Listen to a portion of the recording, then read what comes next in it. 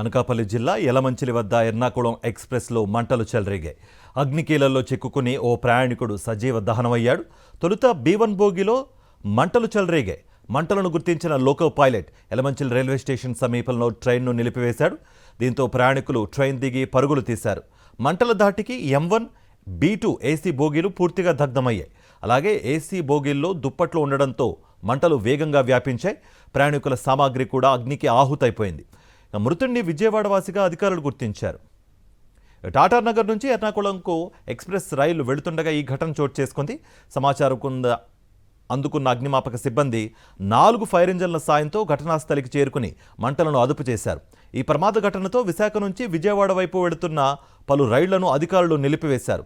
Loco pilot మంటలను గుర్తించి రైలును నిలిపివేయడంతో ఈ ప్రమాద తీవ్రత తగ్గింది. రైలు రన్నింగ్లో ఉంటే మంటలు మరింత విస్తరించి ఉండేవని అధికారులు అంటున్నారు. విజయవాడ DRM ఘటనా స్థలానికి వెళ్లి పరిస్థితిని సమీక్షిస్తున్నారు.